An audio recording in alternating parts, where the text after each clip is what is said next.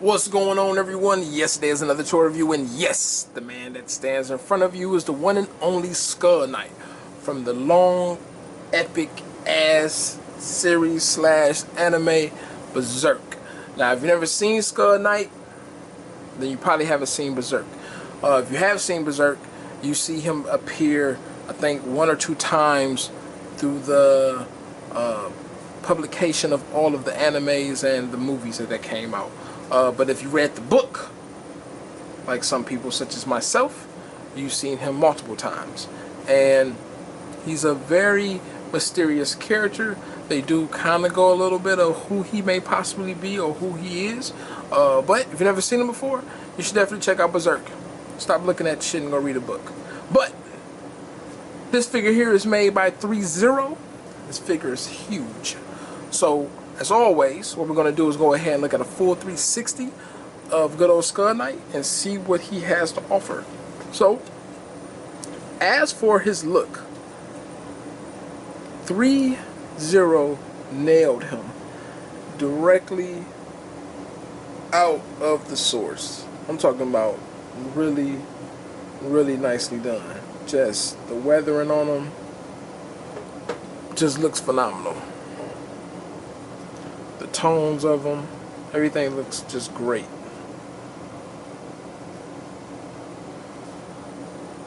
Alright. That's the front. And let's do this. I'm going to go ahead and take his cape off. Or move it. Can't actually take it off, but I'll move it as much as possible.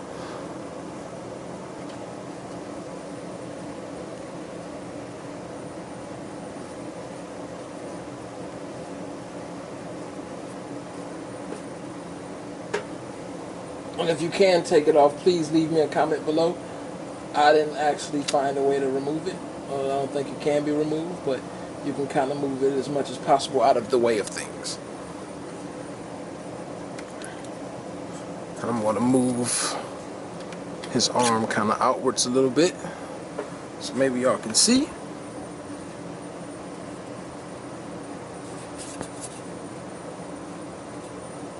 But everything is, like I said, weathered so nice. The details are definitely really, really well done. Even on the gauntlets look really nice. His armor is nice and beat up looking. Really nice paint job. And I love the cape. The cape is definitely weathered. Going to the back. Do him like that one chick you don't really want to see. There you go. Just flap that over his head.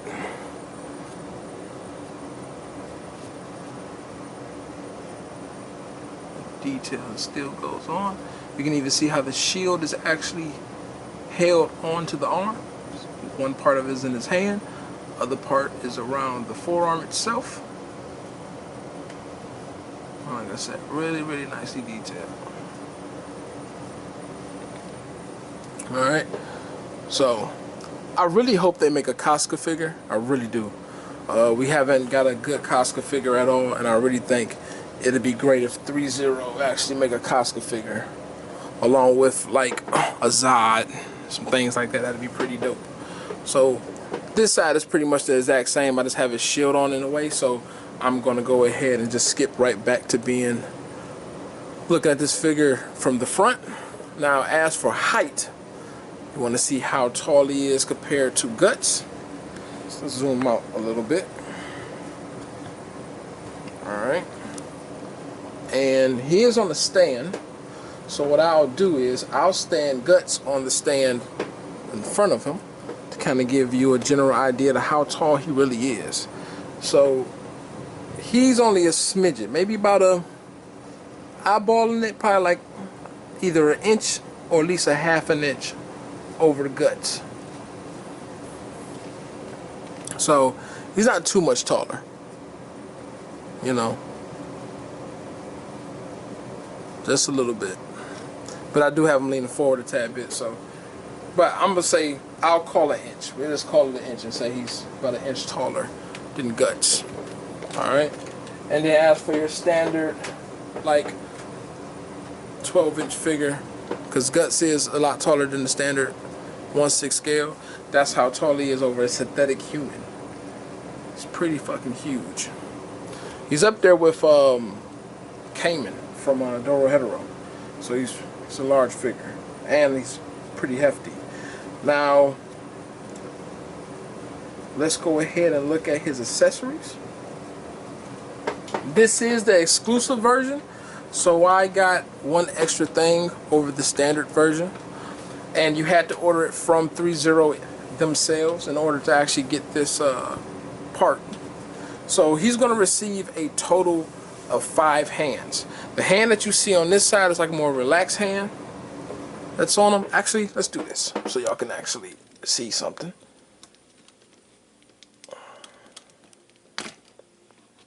Take that off. So he gets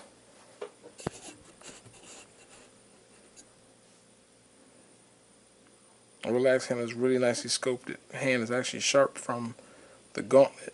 So you get that. You're going to get 2 balled fists. Also really nicely sculpted and painted. You're going to receive kind of like a downward tight grip on this hand, which is nicely done. And then I have a hand already on one sword. I'm not showing the sword too much. It's actually a tighter grip. It's just standard. Okay? You're going to receive his shield that you see him actually holding right now on him, which is really nicely weathered, matches the armor perfect.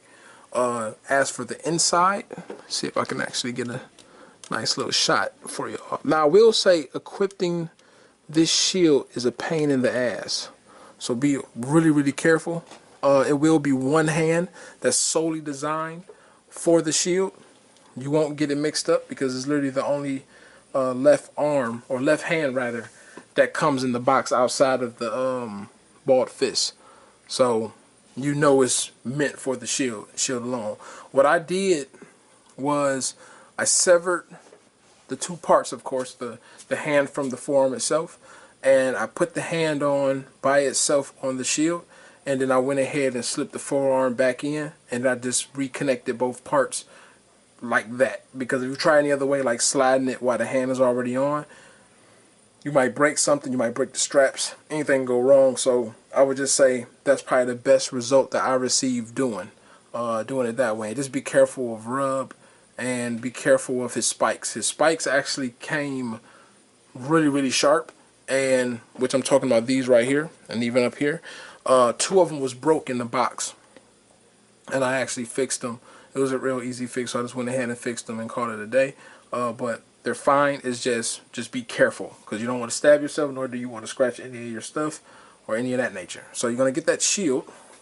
He's going to get his standard sword, which I don't know the exact name of the sword, so I don't want to make something up. So if you know the sword name, you can say it if you like, but I don't know the sword name. I just know it consists of heaven and hell. That's about it. Or the shield is hell and the sword is heaven, or vice versa. It's one or the other. But it's like a thorn sword. And it's actually really well done. Like, you can see the thorns all on the handle. You can see the thorns around the actual hilt. It's really nicely crafted. And if you got the exclusive version, you will get this sword, which looks amazing. It has green thorns on there, and it's crystallized blue tone, which is really nice. Looks really nice. So that's the exclusive weapon. Alright. And if you notice, on his arm here, it's just a long peg, and then you see this is his gauntlet, and you just pretty much plop that on. And just be careful, because the biggest problem with these hands dealing with the gauntlet, ooh, that's not good. It's applying pressure in the wrong spot. Dealing with the gauntlet is, if you notice, excuse me one second, let me go ahead and throw this on real quick. if you notice on the hand, which I'll be showing you in a second, they're plastic little nails. And the little plastic nails that he have, they're plastic, and they're hard plastic. So what you don't want to do is end up, okay, everything is good. I ain't turned nothing up, thank God. You don't want to break nothing off trying to put the hand on. So just be careful with that. But it's nice and on there. It's sturdy. It's tight. It holds his sword really, really well. Nothing is a problem. So that's all of the accessories he will receive. Okay. Now, as for articulation, I'm going to try to show you as much as possible. If I can't move certain things, it's because I'm scared as hell to move them. But I will acknowledge exactly what is on what. So, as for the head itself, this can go about that far up, about that far down. His neck kind of gets in the way. He can tilt about that far. He can tilt about that far, and you can rotate, but normally his jaw will hit the edges of this. Be careful, because this right here, this is one of the horns that did break off on me. You don't want to break it trying to reach your hand in there messing with the skull. The reason why you would reach your hand in there messing with the skull is because his eyes can actually light up and they turn red. I haven't put any batteries in them. Unfortunately, Threezero do not give you batteries. Unlike Hot Toys, they pretty much just send it, you know, bare bones, and you have to go get your own batteries. They just tell you what type of batteries you got. So they like, oh, you spent $200 some. Oh, that's great, but fuck you, we're not giving you batteries, so you don't get batteries. So just make sure you go get you some batteries. I could have grabbed some batteries off my NZ figure, but I didn't feel like digging out my NZ figure because I have a ton of stuff packed away. But I'll still show you. So just be super careful. I will say, ironically, where this should have been loose, or at least like a magnet, they didn't use a magnet, they just used a peg system.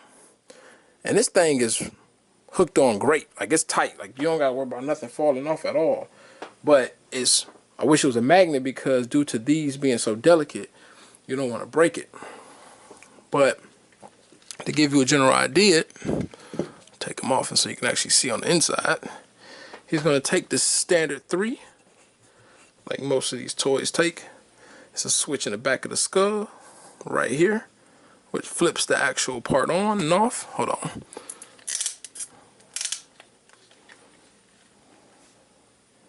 That way you can actually see. There's the switch. It's a little module, so it's pretty small. You don't got to worry about it being all difficult and hard. And like I said, the stuff is on a peg.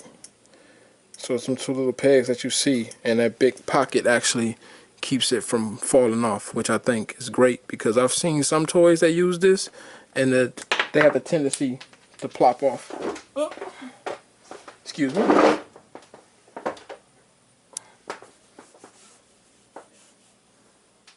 Put the skull back on real quick.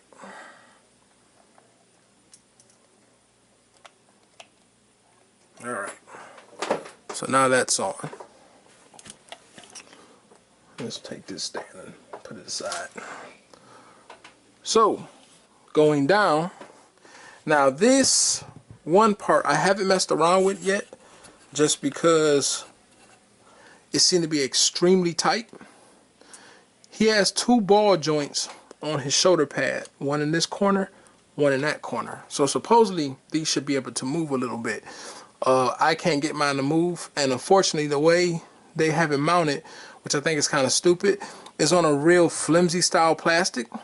Well, it feels flimsy, like it's almost like a hollow plastic. I'm pretty sure if that gets forced, you're gonna have a problem. Something's gonna break off. So I just left it as is. I didn't want to even touch it. So unfortunately I can't show you exactly how those move, because I can't get them to move, and I'm not gonna break it trying to get them to move. So I would just say, if you get the figure, be cautious as well due to that fact. As for the arm itself, the arm has all the full motions of any other figure. The only problem is because his guards are so large, he can't get that many poses and he can't put his arm out that far. So that's how far it go out to the side. I'll use his arm to show you the front. So it goes about that far forward. So it's practically zero. Not too much movement, but you can expect that just due to the fact that if you look at any of the imagery of Skull Knight, he's not doing a whole bunch of crazy movements, no way. Going down to the waist, he can rotate really, really good. That's not a problem. Like I said, be careful rotating his body. He has a nice lean, which I think works really, really good. And what I do like, all of these are actually sections.